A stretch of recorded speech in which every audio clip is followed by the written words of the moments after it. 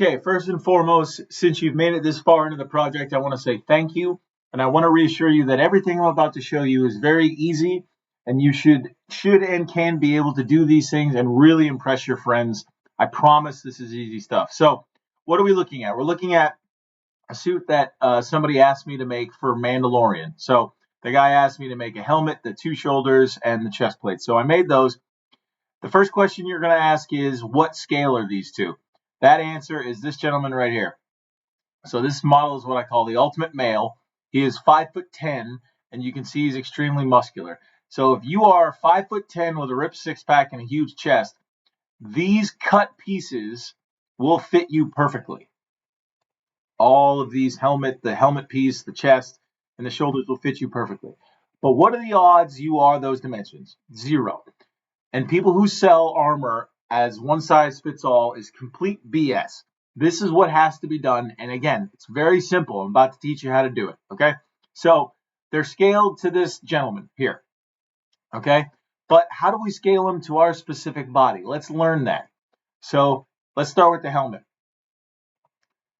First thing we're going to do is measure ear to ear. How do you do that on your body? You need what are called cosplay calipers. I designed a pair myself. This is me taking my dimension from side to side. Okay. So print these cosplay calipers and measure, let's say in this first example, measure ear to ear. Okay. So let's go like this. We'll click on measure, and then we'll just do a digital measurement from edge to edge. Not going to be exact, but it doesn't have to be. So it's 73 millimeters. I know, because I've done this 100 times, that that dimension for me is 150. So I'll go to any calculator. I just go to my iPhone and hold the button and say, what percentage of 73 is 150? 205. So we know it's 205% of this. But the problem is it's not at 100%. It's at a third. So we need 205% of 33.3. What is 205% of 33.33%? 68. Okay, so it's 68. So we go here, we make sure uniform scaling is on, so all the dimensions change at the same time. And we'll change this, the X dimension, we'll change this to 68.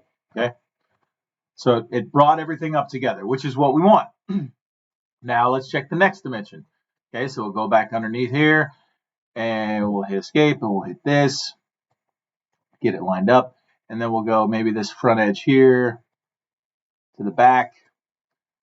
That's 186. Okay, and just because I do this all the time, I know mine is 207, so it needs to be increased. You go back and do the same math, but there's one trick. The trick is you have to turn off uniform scaling. So we go back here, and then we click scale, and now we turn off uniform scaling because we have this red dimension correct. So now we need to get the green dimension correct, right? So go here, do all the math. I don't know what it is. Let's say it's 85. I don't know. So that's out there. It isn't. But let's just say that's correct. And then maybe this needs to go up a little higher. I don't know. Okay. So let's just make it represented properly. Okay. So there it is. So now we've got a helmet that is, again, measured in the X, Y, and Z. No fits you correctly. But of course, now it's falling off the bed.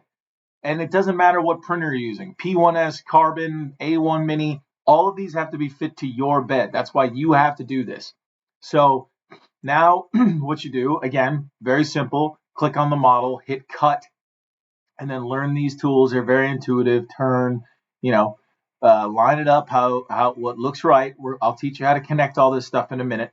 Okay, so let's just try that. You can try and add connectors sometimes, but these walls are thin. They're maybe 4 or 5 millimeters. So you don't really need connectors, and I'll teach you how to connect them in a minute.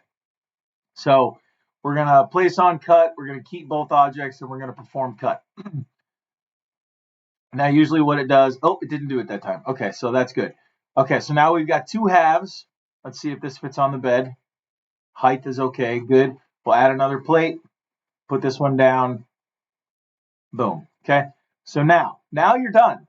Now you've got a model that you know fits your head, fits on your build plate, and has nice flat surfaces to print from. That's key as well. Okay, so now you've got all that stuff. How do we connect them?